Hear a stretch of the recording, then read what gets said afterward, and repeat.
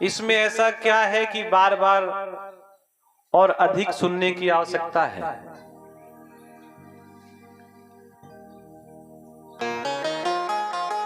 बड़े भाग मानुष तन पावा। ये मनुष्य का शरीर देवताओं के लिए भी दुर्लभ है, और केवल देवताओं के लिए नहीं। जब देवताओं को धरती में आना पड़ता है तो किसी न किसी का सहारा लेना पड़ता है,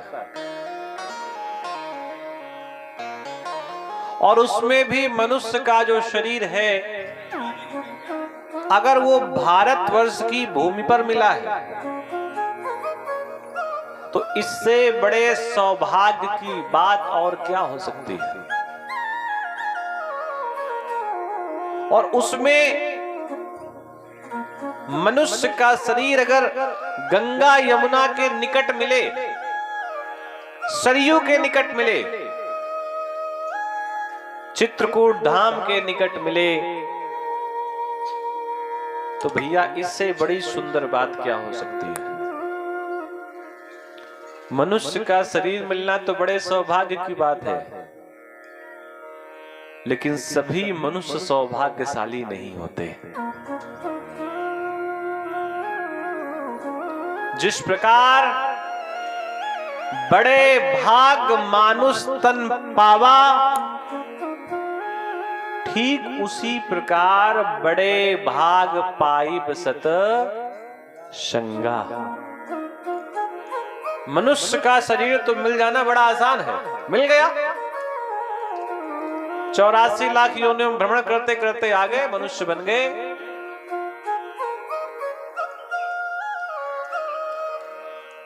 बैल को कभी ये नहीं कहना पड़ता कि भैया तू बैल बन जा, वो जन्म से ही बैल होता है। गधे का जो कार्य है वो जीवन भर वही करेगा, और उसको कहीं विद्यालय नहीं भेजना पड़ेगा कि भैया इसको गधा बनाना है, वो जन्म से गधा है। सिंह का जो कार्य है वो करेगा ही, और उसे किसी पाठशाला में अध्ययन के लिए भेजने की आवश्यकता नहीं कि भैया सिंह को सिंह कैसे बनना है यह सिखाया जाएगा। लेकिन मनुष्य को मनुष्य बनने के लिए विद्यालय, गुरुकुल, सत्संग, भागवत कथा, शिव पुराण आदि का बार बार आयोजन करना पड़ता है। उद्देश्य ही है कि मनुष्य मनुष्य बन जाए, अपने जीवन में इसी उद्देश्य की पूर्ति के लिए कार्यक्रम, सत्संग आदि के आयोजन बराबर किए जाते हैं।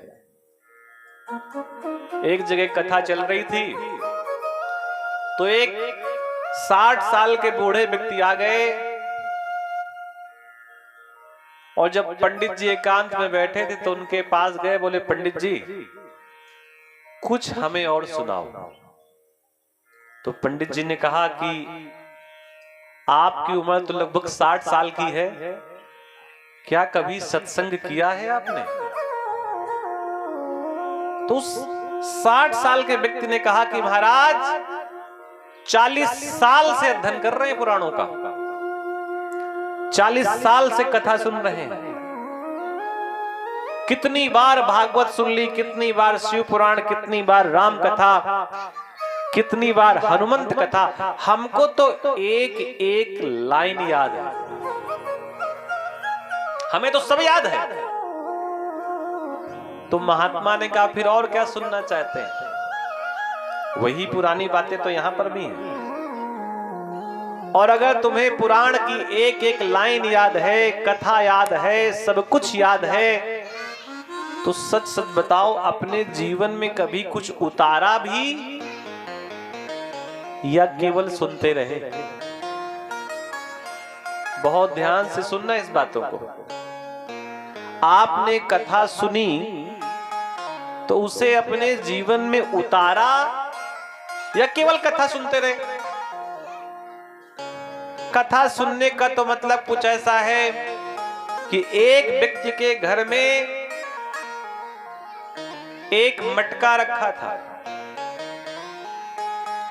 और 4 महीने बारिश हुई, मटके में एक बूंद पानी नहीं गया। तो किसी ने पूछा, भैया ऐसा कैसे हो सकता है? गांव के तालाब भर गए, नदियां भर गई, झील भर गए, कुएं भर गए, सब जगह जल ही जल है और तुम्हारा छोटा सा मटका नहीं भरा। तो उस व्यक्ति ने कहा, हमने मटके को घर की ऊंची छत में उल्टा करके रखा था। अब आपने मटके को पीठ के बल रखा है भैया, तो चाहे जितना भूकंप आ जाए, जल की बूंद तो उसके अंदर नहीं जाने वाली। तो 40 साल से सत्संग कर रहे हो या 100 साल से सत्संग कर रहे हो, चाहे राम कथा 100 बार सुन ली हो, चाहे भागवत कथा 500 बार सुन ली हो, लेकिन अगर उसका कुछ अंश हमारे और आपके जीवन में उतरा नहीं है, उसे हमने धारण नहीं किया, तो स्थिति कुछ ऐसी ही है जैसे छत में उल्टा मटका रखा हो।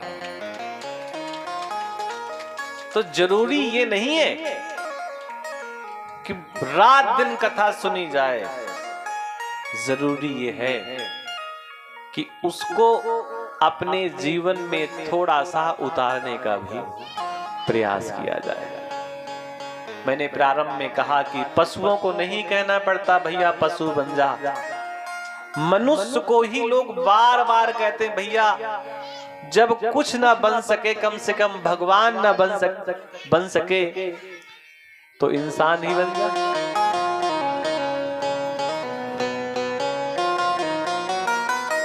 बड़े भाग मानुष तन पावा। मनुष्य का शरीर मिलना तो बड़े भाग्य के बाद मिल गया भैया। आप बढ़िया हट्टे कट्टे खूब घूम रहे हैं, लेकिन सारे मनुष्य एक श्रेणी में नहीं आते। कुछ मनुष्य ऐसे हैं जो बड़ी श्रेष्ठतम श्रेणी में आते हैं। कौन? बड़े भाग पाइब सत्संगा, जिन्हें सत्संग मिल गया, जिन्हें अच्छी संगत मिल गई, जिन्हें अच्छा स्थान मिल गया, जिन्हें अच्छे लोग मिल गए, भैया वो बाकी मनुष्यों से अधिक श्रेष्ठ है। क्योंकि स्थितियां इतनी खराब हैं कि जिस गली से निकल जाओ, जहां से निकल जाओ, बुराइयां आने के लिए तैयार है, बस वो केवल मौका ढूंढ रही है। और अच्छाई चुपके से शांत कहीं कोने में एकांत में अकेली बैठी रहती है, क्योंकि अच्छाई को पता होता है कि हमें लेने वाले थोड़े से कम लोग हैं, और वो लोग शांत भी रहते हैं, बहुत ज्यादा अपना प्रदर्शन भी नहीं करते। 2 प्रकार के संसार में भक्त हैं भैया। एक भक्त महाराज जी वो हैं जो रोज मंदिर जाते हैं, रोज पूजा पाठ करते हैं, रोज प्रार्थना करते हैं। और एक भक्त वो हैं जो घर में केवल प्रभु का नाम लेते हैं, अपना कर्तव्य बड़ी ईमानदारी से करते हैं। आपने एक बात तो बहुत सुनी होगी कि लोग रोज मंदिर दर्शन कर ले जाते हैं, लेकिन एक बात आपने और सुनी होगी कि कुछ भक्त भगवान का दर्शन करने जाते हैं, और कहीं कहीं ऐसा भी आपने सुना होगा कि भगवान भक्तों का दर्शन करने जाते हैं। ऐसा है।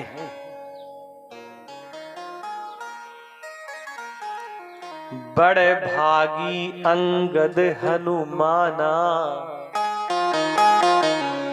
चरण कमल चापत विधि नाना। सत्संग में बैठने वाला व्यक्ति बड़ा भाग्यशाली है, जो भगवान की कथा सुन रहा है, उससे बड़ा भाग्यशाली कोई और नहीं हो सकता। लेकिन फिर भी दो भाग्यशाली और बताए गए। कौन?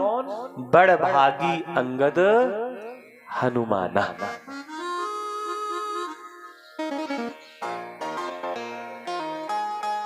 चरण कमल चापत विधि नाना। अगर प्रभु राम के चरणों की सेवा करने का अगर किसी को सबसे ज्यादा अधिक मौका मिला है तो वो कौन है? अंगद और हनुमान। और इन्हें सेवा करने का मौका कहां मिला? अयोध्या में।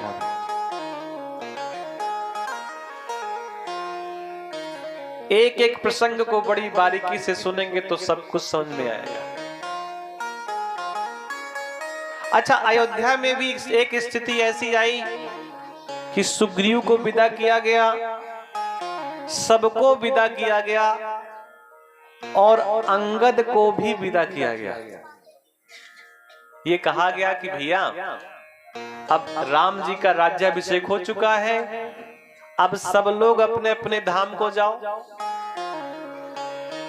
तो जो भैया जहां का जैसा राजा था वो वहां जाने लगा।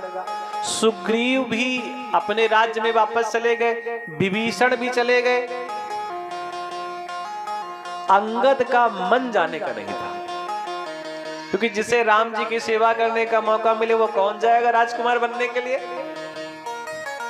लेकिन फिर भी प्रभु राम ने अंगद से कहा कि पुत्र अंगद अब तुम भी जाओ। अच्छा, हनुमान जी कहां जाएं? भाई कोई राजकुमार है, कोई राजा है, कोई कहीं किसी का घर है, कहीं किसी का घर है, तो जिसका जिसका घर था वो अपने अपने घर चले गए। हनुमान जी का तो कोई अपनी ऐसी व्यवस्था अलग से थी नहीं। तो जब अंगद जी छोड़ करके अयोध्या जाने लगे तो अंगद जी ने श्री हनुमान जी महाराज से कहा कि आप तो भगवान के पास हमेशा रहेंगे, तो एक काम करिएगा, जब भी आप प्रणाम करिएगा प्रभु राम को तो 2 बार प्रणाम करिएगा। 2 बार? 2 बार क्यों प्रणाम करेंगे? 2 बार प्रणाम करने से ये होगा कि एक बार तो तुम वैसे ही प्रणाम करते हो, और जब दूसरी बार तुम प्रणाम करोगे तो प्रभु राम पूछेंगे दोबारा प्रणाम क्यों किया? तो आप बता देना कि ये दूसरी बार प्रणाम मैंने अंगद की तरफ से किया है। तो इसी बहाने प्रभु राम हमको भी याद करते रहेंगे। बड़ भागी अंगद हनुमाना। कुछ भक्त ऐसे हुए हैं जो कहीं गए ही नहीं, अपने आश्रम में अपनी सेवा करते रहे। प्रभु राम जब वन गमन की यात्रा में निकले तो 2 प्रकार के महात्मा वहां भी थे। एक महात्मा ऐसे थे जिनको विश्वास था कि राम हमारे द्वार में आएंगे, क्योंकि उनको लगता था मैंने बहुत बड़ी तपस्या की। और एक संत महात्मा ऐसे थे जिनको विश्वास था कि हम में इतना तप नहीं है कि प्रभु राम हमारे द्वार में आएंगे। लेकिन एक विशेष बात आपको बताएं, जिन जिन ने ये सोच रखा था कि भगवान हमारे द्वार में आएंगे आएंगे आएंगे, प्रभु राम उनके द्वार पे नहीं गए।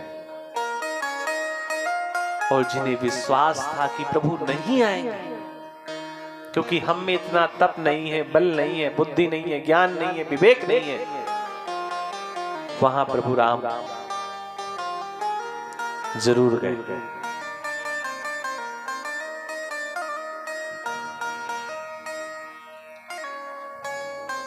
रामा रामा रटते रटते बीती रे उमरिया, रामा रामा रटते रटते बीती बीती रे उमरिया, रघुकुल नंदन कब आओगे, रघुकुल नंदन कब आओगे, भिलन की डगरिया। रामा रामा रटते रटते बीती रे उमरिया, रामा रामा रटते रटते बीती रे उमरिया, रघुकुल नंदन कब आवोगे, रघुकुल नंदन कब आवोगे, श्याम की डगरिया। रामा रामा रटते रटते बीती रे उमरिया, रामा रामा रटते रटते